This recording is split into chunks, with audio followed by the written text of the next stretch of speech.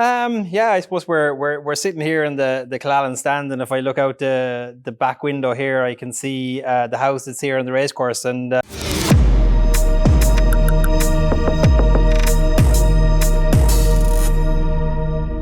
suppose I moved into that house when I was 4 years of age. When my father took over here as manager, that was back in 1989. So I suppose I've grown up with this racecourse. It's been part of my life, part of my, whole family. I, fell over here. I, jumped the fences. I, cycled around here during the summers. So it's just been part and parcel of everything. And, went away then for a while. I went off to college in Maynooth and came back to Galway and did accountancy and worked in Galway then for a while and went over to the UK to Plumpton Racecourse and originally as financial controller and then took over there as chief executive. And I suppose at the time then, no one really knew that my father was planning on retiring from Galway. That was back in probably 2014. And Terry Cunningham, who was the former chairman here of the racecourse, sadly now passed away. But he contacted me one day and just asked to meet me for lunch. And he asked would I be interested in interviewing for the job in Galway. And I suppose it was never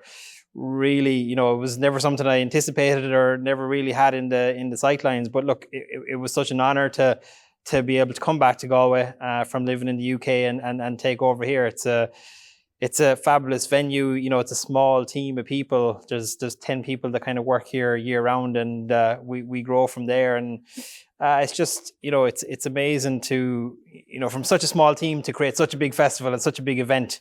So I love being involved and love being part of it. And taking over from your dad after being in the job for so long, pressure, or did he kind of help you transition into it? I suppose at the time I probably didn't maybe appreciate the pressure that, I appreciate now. Coming from a small racecourse in the UK, you maybe don't realise the drastic difference from, a small racecourse to a festival of this size. And but look, it's I don't really feel pressure in terms of, there's a huge team of people. We start from that small team of 10, but it grows. And, people come back year in, year out. People have been coming here for, 30 and 40 years where they take time off their normal day job and they come here and work for the week.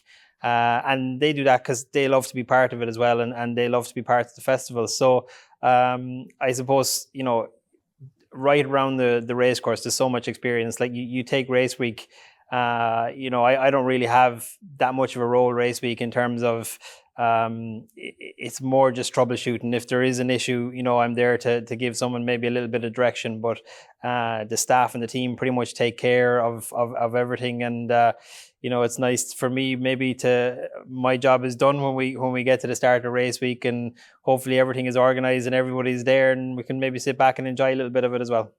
And before you get to race week, how far out before the festival do you start preparations?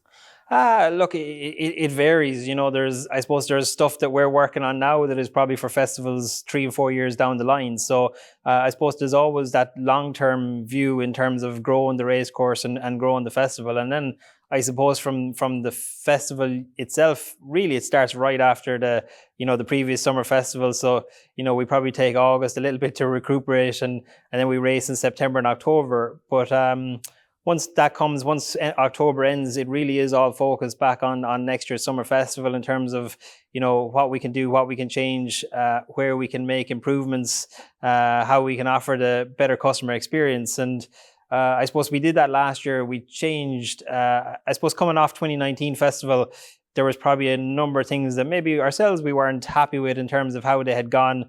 And, we set about changing those for 2020. And unfortunately, we got an extra couple of years to implement that. But come last year, we had made a huge number of changes. And there was a lot of work on a lot of people to do the changes that we put in last year. And that was in terms of car parking, bars, restaurants, facilities, just general, I suppose, movement of people and better customer experience right around the ground. And I suppose I was really proud last year coming off the back of the festival. There was such a positive reaction to the changes that we had put in place, and it was really, really well received. So it was great to be part of that. And again, look, we're building on that again for this year's festival and trying to make improvements as we can go along. And your own job day to day, what are you you're managing kind of the whole ground social aspect, kind of everything is kind of rolled into one role. Yeah, it is. I suppose, I don't know if we can see in the background, we're obviously watering here at the moment. So the maintenance of the track is a huge part of it. Jerry Broderick is our track foreman. He does a massive job out there with his team, and that's right the year round as well. It's many people won't know about it. We put sheep out on the course in the winter. So November, December, the sheep are out there, and that's just to, I suppose, eat the dead grass and get that out of it. It just gives us a nice fresh base to work on come January. And the guys will go along then and fill the track, and between drainage, fertilizer programs, irrigation regime, getting the fences ready, there's a huge amount of work goes into it. And I think that's been a credit to Jerry then, when you see, I suppose, the number of runners we've got in recent years, and maybe the quality of the runner has improved as well a bit over the last couple of years. So they do a huge job out there. And then you come into the enclosure, and it's a drastically different side of the business, although they go hand in hand. It's very much in terms of, event control, event management, I suppose preparation in terms of customer experience, catering is a huge part of it. So there's a huge number of facets to it. But, as I say, you talk about the caterers have been here for 40 years. I was talking to the lady this morning that does the car park, and she was saying they've been coming here for 70 years. So, it's so many people come back year in, year out. It just makes it very easy to, I suppose, turn over, and everybody is always keen to make a little improvement in their area. And I suppose all those small improvements in all the areas kind of make a big improvement then for the festival. And you mentioning people who are coming back for 40, 50, 60 years. You've obviously grown up here yourself, so you probably know these people all your life. Does that make it easier when dealing with them, maybe when you face any problems in your preparations? Or yeah, I think so. I think I think because people have so much pride in the festival, and because they love being a part of it. When you mention problems and issues, I think everybody wants to solve their own problems and issues. No one wants to have a bad experience or give someone a bad experience. So it's never an issue for me to fix a problem. Usually by the time, I hear about it or start to get near it, it's already solved, or someone has come up with a solution. So, it's rare thinking over the years where we come up with, serious problems. There's minor niggles here and there, but nothing major. It's I'd say I think people just have pride in what they put on. When you get the 140,000 people coming through the gates, they love to have been a small part of that, and they want to make it right and make it the best they possibly can.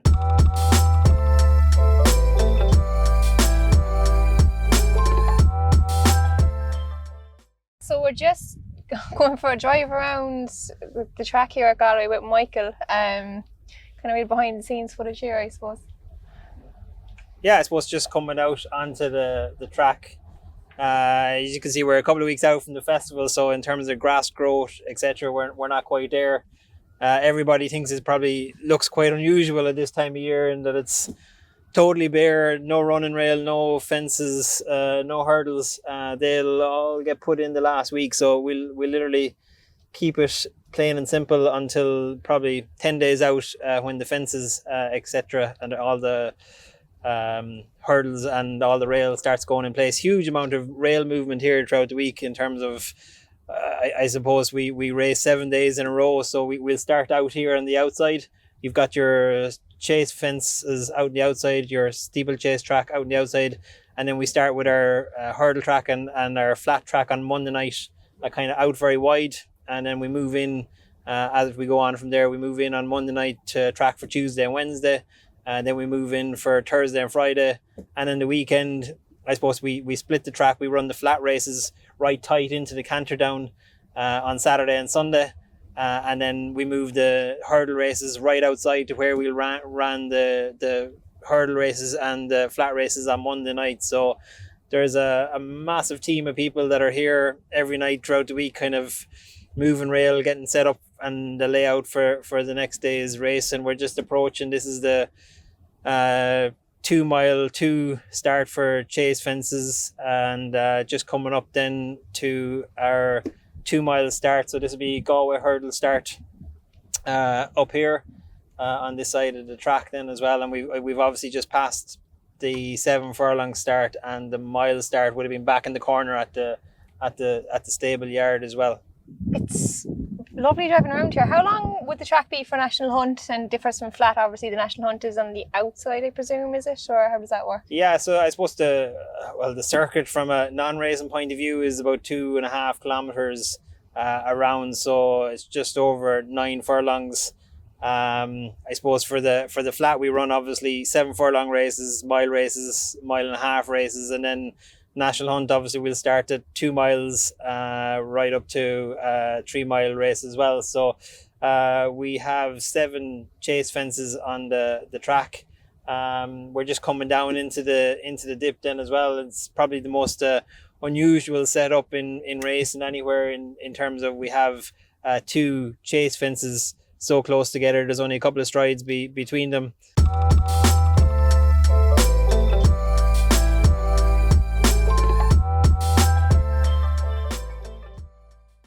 Out in track here, so these are the sheep that keep the grass down during the winter, you were saying? Yeah, these are the guys. So they're pretty much here all year round. They get to look after the centre of the course, except for the 2 months that they get out in the track. So we'll bring them out, as I said, in November, and they're out for November, December, and then they get to go on they get 2 weeks holidays a year. They go away a couple of days before race week. They spend race week on their holidays elsewhere, and then they come back straight away after the races again to be back on site. Yeah, so living the life. Is that kind of unusual for a sheep to live on a race? Like, would it be something that's done commonly? No, I think I think in Ireland, I think we're the only ones that do it in Ireland. Probably would historically. It probably would have been more common, but I suppose racing is, not many tracks get to have the break we have. We obviously finish in October and don't race again in July. So yeah, it's definitely less common in more recent years. So yeah, we're just coming down into the dip. Probably an unusual thing about any racetrack is how close these 2 steeplechase fences are together. There's only a few short strides between them, so it takes I suppose a really good horse to get over these 2 last fences, say in the Galway plate, and then you have an uphill climb right the way up to the winning post that you can see is just over 2 furlongs away now, and it's an uphill climb all the way home. So it can be quite a test really for anybody trying to come up here in the Galway plate after 2 mile 6. Preparing for the festival compared to maybe like a normal race meet here, would much difference? Yeah, look, obviously volume of people is a lot different, but I think here I suppose we go from the summer festival obviously to a very small September and October meeting, but then the October meeting I suppose has grown a little bit in recent years, and we do a great event in terms of raising funds for the National Breast Cancer Research Institute. I think we raised €100,000 of that on the Saturday the October festival last year.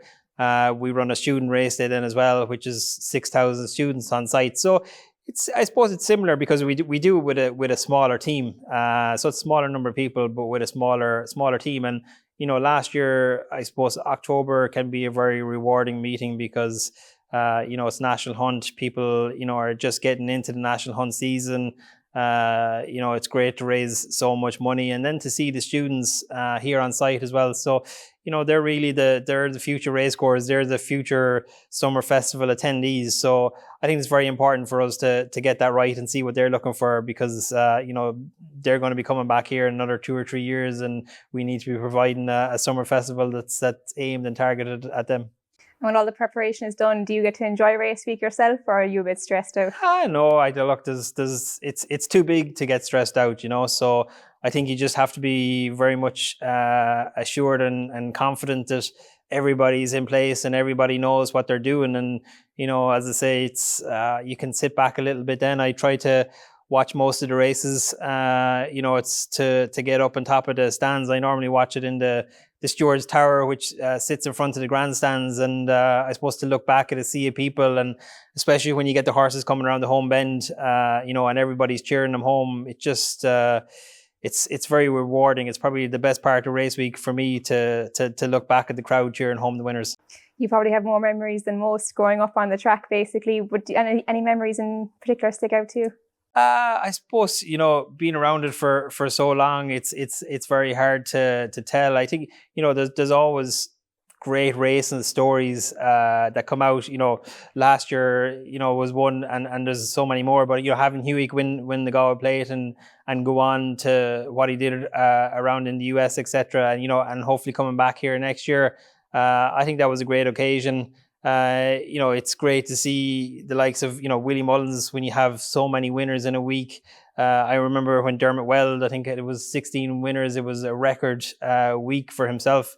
You know, it was just those kind of things really stand out because, you know, that I remember that week, it was everybody was backing Dermot Weld and that was the way to go. And yeah, so those are, I suppose, things that stick out. But it's, I suppose, having been around it so long, it's just yeah, it's just the whole place. It's a magical place. People love it here. They love coming back. People come from all over the world to be here for race week. You know, in Galway during the summer, things either happen before or after race week. That's how the calendar works in Galway. And you know, it's just great to be a very small part of it, really. And you mentioned Dermot Well there. Obviously, he started Tahira here last year. Does that give you kind of great pride to see her go on and win the Guineas after starting in Galway? Yeah, look, I think it is. You know, it's always nice to see those horses starting off in Galway because I think it gives credit to the ground staff as well. You know, that those trainers are happy to send their horses here to run in maidens, and you know, to go on and win a classic it's unbelievable. You know, and it's great for Galway and puts us a little bit on the map. You know, and yeah, it's certainly nice to be part of. And for the future, do you see the festival evolving? Do you have any plans set out? Yeah, look, I think we're always looking to improve the festival and see where we can go with it. There's lots of plans in the pipeline in terms of new developments and I suppose just growing the festival as a whole. I suppose customer experience is part and parcel of what we do, and try to improve on that every year is a big part of what we try to do. Yeah, so just coming into the straight here now, and I suppose this is a sharp home bend as well, and lots of races can be won and lost in coming around this bend and getting space to make your move up the last kind of 250 yards up to the winning post in Galway. There's a lot of repeat winners as well at Galway, like Salt on Stall is kind of a name everyone's probably familiar with around the track. Do you think it's kind of a unique track that certain horses kind of take to it more than others? Yeah, I think it definitely takes a certain quality of horse, especially to come back and win again. You know, it's obviously a unique track. It's a stiff test. It's tight. So it takes a special horse to win around Galway in any case, and to come back and do it a second or third time even more so. But the people love that when the horses do come back, and it's great to have them here and have them back and have those winners coming in again. So that's the trip around the track. So thanks very much, Michael. The track's looking in great condition for about 6 weeks to go now, so it's very exciting. Yeah, it's great. Really looking forward now to the next couple of weeks and getting everybody on site.